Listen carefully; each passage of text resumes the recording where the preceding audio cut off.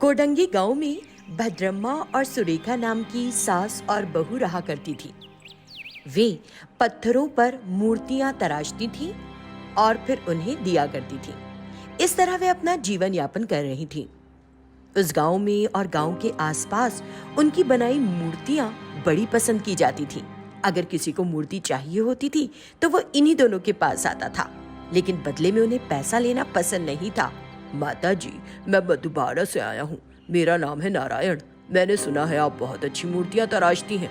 मुझे 6 फीट की एक मूर्ति चाहिए, दे देंगी? ठीक है, हम कर देंगे, लेकिन कृपया हमें बताएं आपको ये कब तक चाहिए, हम दे देंगे। ये मुझे 4 दिन में चाहिए, लेकिन उससे पहले मुझे बताइए कि पैसा कितना लेंगी। मैं आपको पहले ही पैसा देकर जाऊंगा यहाँ से। नारायण के ऐसे कहने पर सास और बहू दोनों हंस पड़ी। नारायण जी, यहाँ मूर्तियों को बेचते या खरीदते नहीं। हम आपसे पैसा पूछेंगे भी नहीं, लेकिन अगर आपको कुछ देने का दिल करे तो वो दे दें। वो भी नहीं तो कोई बात नहीं, सुरेखा ने जवाब दिया। तब नारायण ने कुछ पैसे निकाले जो कि उनके काम के हिसाब से आधी रकम भी नहीं थी, लेकिन उसने उतने ही पैसे दिए और फिर उस मूर्ति को ले जाकर बड़ी कीमत पर बेच दिया। सिर्फ नारायण ही नहीं, ऐसे कई लोग थे जो उनकी मेहनत का फायदा उठाकर उनकी बनाई मूर्तियों को ऊंचे दाम पर बेच रहे थे, लेकिन तब भी उन्हें जो थोड़ा बहुत कोई देकर जाता था उसे वो गरीबों को देने में हिचकती नहीं थी। कुछ दिनों बाद कोडांगी गांव में दशहरा उत्सव मनाया जाने वाला था, तो गांव वालों ने एक गांव के बीच दुर्गा की मूर्ति स्थापित करने की योजना बनाई। वे दोनों सास और बहू के पास आए। अम्मा भद्रम्मा, इस बार हम गांव के बीच दुर्गा की मूर्ति स्थापित करने की सोच रहे हैं। ग्राम प्रधान ने कहा, ये तो बहुत अच्छी बात है सुब्बैया जी। इस बार आपको हमारे लिए एक सुंदर मूर्ति तराशनी है। ठीक है सुब्बा जी, हम बड़ी खुशी से ये मूर्ति तराशेंगे, आप चिंता ना कीजिए। दुर्गा माँ ने ही हमें ये कला सिखाई है, हम इसे खुशी खुशी तैयार करेंगे। आप 2 दिन बाद वापस आइए, तब तक ये तैयार हो जाएगी। ये हमारी जिम्मेदारी है, आप जाइए। ये कहकर भद्रम्मा ने उन्हें विदा किया। अगले दिन उन्होंने मूर्ति को तराशने की पूरी तैयारी कर ली। वो दोनों नहा धोकर तैयार हुई और 2 दिन उपवास रखकर उस काम को बड़े चाव से करने लगी। दूसरे दिन तो उन्होंने अपना उपवास टूटने पर भी कुछ नहीं खाया और मूर्ति ही बनाती रहीं। बेहद सुंदर मूर्ति बनकर तैयार हुई। 2 दिन बाद गांव वाले आए। भद्रम्मा, आपने कितना काम पूरा कर लिया मूर्ति का? मूर्ति बन चुकी है सुब्बैया जी, मेरे साथ आइए। ये कहकर वो उन्हें उस स्थान पर ले गई जहां मूर्ति थी। उसको देखकर ग्रामीण बहुत प्रसन्न हुए। ग्राम प्रधान बोला, ओहो, ये तो बहुत ही सुंदर तराशी गई है। मूर्ति में बड़ा आकर्षण है, बहुत ही सुंदर है। मुझे तो ऐसा लग रहा है जैसे हम साक्षात देवी को अपने सामने देख रहे हैं।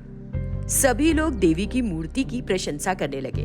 नवरात्र शुरू हो चुके थे। उन्होंने गांव के बीच मूर्ति का उद्घाटन किया। कोडांगी गांव और आसपास के गांव के सभी लोग उस मूर्ति को देखने के लिए आए। मूर्ति की पूजा भद्रम्मा और सुरेखा ही कर रही थी। वे दोनों वहीं सोती भी थी। एक रात जब दोनों वहीं सो रही थी और गांव के लोग सब अपने अपने घरों पर थे, देवी वहां प्रकट हुई और कहा, भद्रम्मा, सुरेखा, मैं अपने लिए तुम्हारे समर्पण को देखकर बहुत प्रसन्न हूँ। कई लोग आए और सबने अपने लिए कुछ न कुछ मांगा। तुम मेरी मूर्तियां तराशती हो, लेकिन कभी मुझसे कुछ मांगती नहीं। ऐसा क्यों?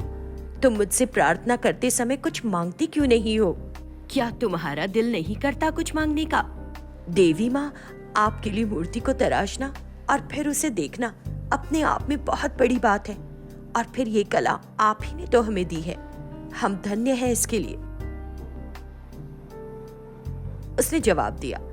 उसकी बातें सुनकर देवी बहुत प्रसन्न हुई और बोली, अच्छा भद्रम्मा, जरा जाकर घर पर देखो, तुमने मेरी मूर्ति जहां स्थापित की है वहां क्या है? देवी ने कहा और अंतर्धान हो गई। भद्रम्मा भयभीत होकर उठी। उसी समय सुरेखा भी डरते हुए जाग गई। तब भद्रम्मा ने जो सपना देखा था वो सुरेखा को बताने लगी।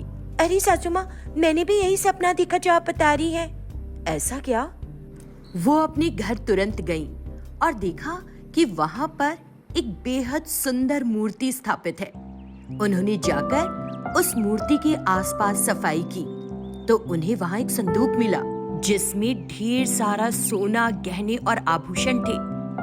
उन्होंने उसे खोला तो देवी उसमें से प्रकट हुई और उन दोनों से कहने लगी, मैं तुम्हारे आचरण से बहुत प्रसन्न हूँ, इसलिए तुम्हें एक छोटा सा उपहार दे रही हूँ, इसे स्वीकार कर लो, ना नहीं कहना। देवी ने कहा और अदृश्य हो गई। वे दोनों बड़ी खुश हुई और देवी द्वारा दिया गया उपहार खुशी खुशी स्वीकार कर लिया। जो सोना उन्हें मिला था उसमें से उन्होंने कुछ हिस्से को बेच दिया और भी बहुत से सुंदर मूर्तियां बनाई और लोगों को निशुल्क दी।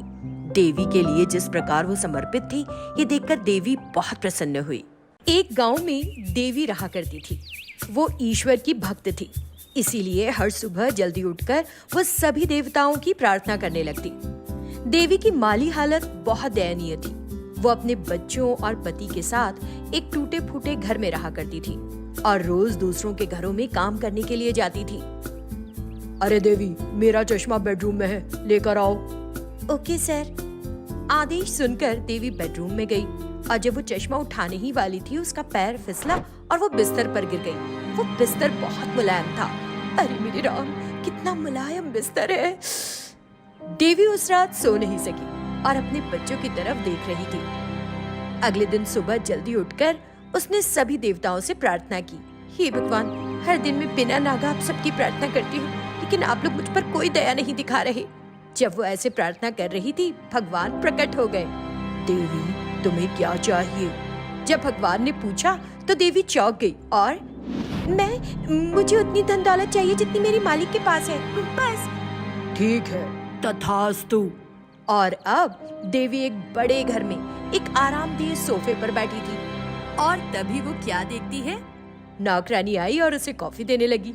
कॉफी देने वाली उसके मालिक की बीवी थी। तभी देवी का पति एक बढ़िया सा सूट पहनकर, सरकारी ड्यूटी पर मैं बाहर जा रहा हूँ, उसने बताया और चला गया। माँ, हम लोग भी छुट्टी में बाहर जा रहे हैं। और वो भी घर से चले गए। देवी चुपचाप उन सबको जाते हुए देख रही थी। वो बड़ी उतावली हो उस बड़े से घर में घूमने लगी। वहाँ कौन है? जब उसने पूछा तो उसके पुराने मालिक मालकिन नौकर के रूप में उसके सामने खड़े हो गए। मुझे भूख लगी है, खाने का इंतजाम करो। जरूर मैडम। जब वे किचन में जाने लगे तो देवी की हंसी छूट गई। देवी एक बड़े से झूले पर बैठ गई और झूलने लगी। वहाँ कोई है? हाँ मैडम। झूले को धक्का दो। ठीक है मैडम। कुछ देर बाद जब देवी ने जाकर अपनी अलमारी खोली तो अलमारी में बहुत सारा पैसा और गहने थे, इतने गहने। तो उसने सारे गहने पहन लिए और आईने के सामने खड़ी हो गई। खुद को देखकर वो बड़ी खुश थी। देवी के चेहरे पर फेशियल मास्क लगा था और वो सोफे पर आराम से बैठी थी। मैडम जी, खाना तैयार है। देवी डाइनिंग टेबल पर आई और ढेर सारे व्यंजन देखकर, परोस दो। जब उसने ऐसा कहा तो नौकरों ने परोस दिया। उसने पेट भर के खाया और अपने कमरे में सो गई। लेकिन जब वो उठी तब तक भी उसका पति वापस नहीं आया था। उसने उन्हें फोन किया। कब आ रहे हो? 1 महीने के बाद आएंगे मॉम। मैंने अभी तक काम पूरा नहीं किया, 1 महीना और लगेगा। हालांकि देवी के पास बहुत सारा सोना, पैसा और ऐशो आराम था, लेकिन वो अपने बच्चों और पति के साथ उसका मजा नहीं ले पा रही थी। पैसों के आने से वो अपने पति और बच्चों से दूर हो गई थी। सब कुछ होते हुए भी उसे लगा कि उसका पुराना घर इस सब से कहीं बेहतर था। वो भगवान के पास गई। हे भगवान, मुझे माफ कर दो। मुझे पैसा और वो गहने नहीं चाहिए जो मुझे मेरे बच्चों और पति से दूर रखे। मुझे नहीं चाहिए, वो कहती जा रही थी और रोती जा रही थी। जब उसने अपनी आंखें खोली तो देखा उसके बच्चे और उसका पति तो उसके बगल में गहरी नींद में सो रहे हैं। ये देखकर देवी को राहत मिली। उस दिन के बाद से उसको कभी नहीं लगा कि उसके पास ऐशो आराम नहीं है।